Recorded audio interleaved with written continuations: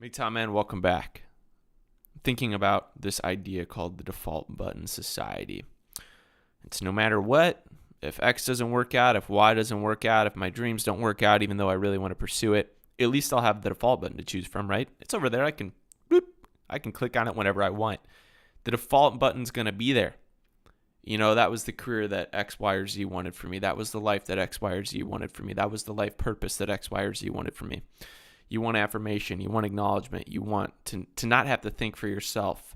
You want to not be questioned. You want to not be rejected. The only reason we don't want to be rejected, it's because we still think we need something from society, from people, so we can't be exiled. That was the greatest reason to fear rejection throughout history.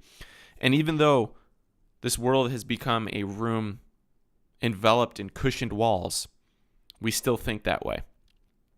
So I guess that means that we should aim to be independently wealthy, to be free to do as we may and be able to survive on our own, because as men going our own way, there really is no need to fear societal rejection, death in the eyes of the mainstream, because death in the eyes of the mainstream means death in the way of the sexual marketplace, and also dying to something you don't want to be a part of.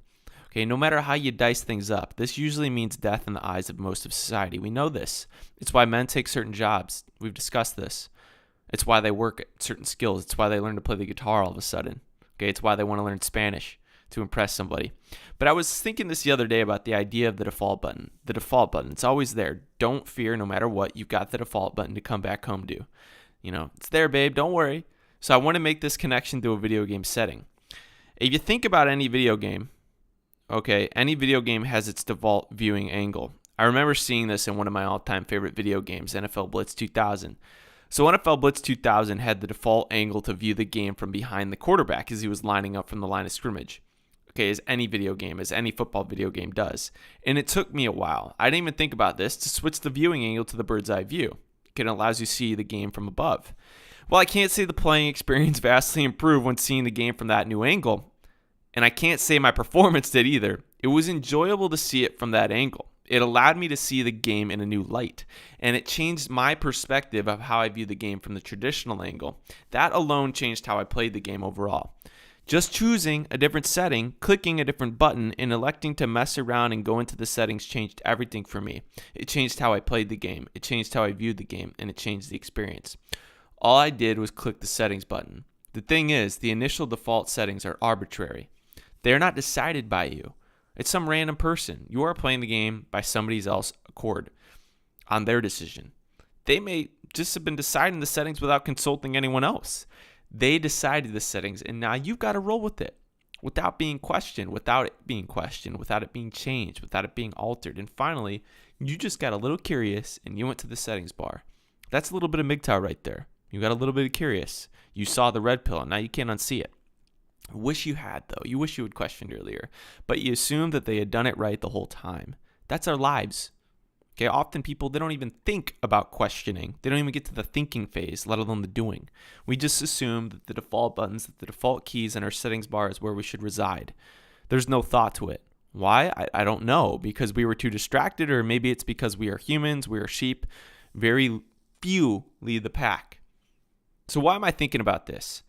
The default narrative is always going to come up. It's always going to be thrown into our face. It's always going to rule the day. And if you're a slave to the default narrative, you are a slave to the animal. You are a slave to the carnal. You are a slave to the flesh, not a slave to the soul, as you should be a slave. Be a slave to the soul. Do everything for that. That's what you should go after. Never relinquish the pursuit of that. And this came up twice this past week, and I just had to share my experiences with it. And the first instance came up when I was talking to someone that's known me for a long time, great person, but obviously completely different time period that she was raised in, influencing her specific way of thinking. That's all right.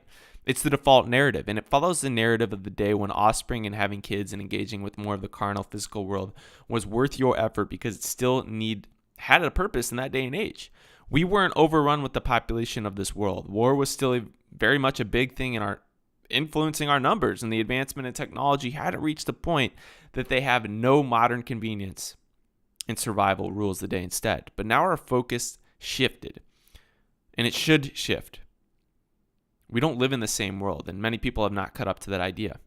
If our focus doesn't shift, we never get to the spiritual, the soul slavery that I talk about.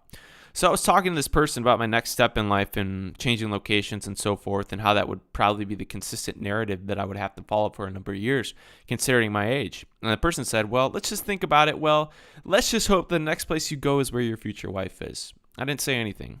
I laughed internally. I ghosted on the subject.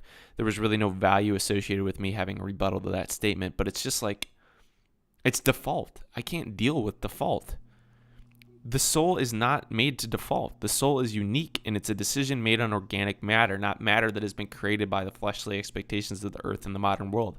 The same people that come up to you and say, well, you better take advantage of those things right now before you have a wife and a mortgage. Okay, then I'm having a conversation with another guy, MGTOW guy, and it reflects the same concept. So he's a younger MGTOW. He's doing his own thing and trying to get his life secured, getting a head start. He's got no wife, no kids, working as he's going to a financial planner. He has a different purpose for going to this financial planner. We know these guys. They make most of their money via the married couple. The married man that's coming in and asking, hey, what should I do with my money? I'm trying to get enough saved for retirement. I'm trying to get enough saved for my kids' college education. What investment should I go for? Because it doesn't look like Johnny's going to get that scholarship. It doesn't look like Johnny's going to get drafted into the MLB or the NBA. What about retirement? What do you think about this, that, and the other? Personally, I don't even know if I want to live to retirement age. All of these things, a lot of these questions are the same questions that were asked by our MGTOW friend, and they are good questions. But if you're not saving the same things that he's saving for, then what the heck are you trying to do with all that leftover money? That's the idea. Our dude just asked the financial planner that he was consulting with, are you married? And the dude said, oh yeah, I'm married. Like it was assumed. Whatever, it's fine that you're married, whatever. But at some point, the CFP was like, well, what are you saving for? You look like you should be saving up for your future in your house, right? To get a mortgage, and that's implied. Our dude was like, I'm just trying to be sound with my money or something along those lines. I may have butchered some of this conversation, but you get the gist of it. There was this formula, this default button that was making itself known in this entire conversation. You've got to save for this. You got to go ham after this. You got to do this. This is what you do. This is what a man does. This is what a human does. What is this trash? You're eating fast food. Where did this come from? People say, oh, taxes, the government, all of this stuff. But I think it runs deeper. I think that there is a greater hand, a pestilence that looms over the mind that carries into these pursuits. And as a result, nobody freaking clicks on the settings button and sees that there are different defaults out there. Go to the settings bar for once. Get a free minute out of your life when you're not too busy sitting in traffic commuting to the job that you had to get, just to take a minute just to check out that the settings bar and see what the options are that you can go after instead of sitting in traffic all day. I'm not doing this in an accusatory sense. I say this with simple examples via a simple message. The MGTOW man, we are going our own way from regret because I believe that there's a massive amount of pain wrapped up in the default. There's massive amounts of pain wrapped up in the default that people choose to click on. And the biggest thing that they regret later in life is clicking on the default button and going with the default button. No matter if the default earns you success, I think that people would rather have failure knowing that they checked out the settings bar. So you're a MGTOW man, you've got this option, you choose it, and you take advantage of it. That's how I see this. Thank you to the homie for the convo. Thanks to life for another day of examples. I don't got to advertise for MGTOW. It does it for itself. Thank you. sunrisehoodie@gmail.com or on Twitter @sunrisehoodie. Hoodie's up, man. Hoodie's out.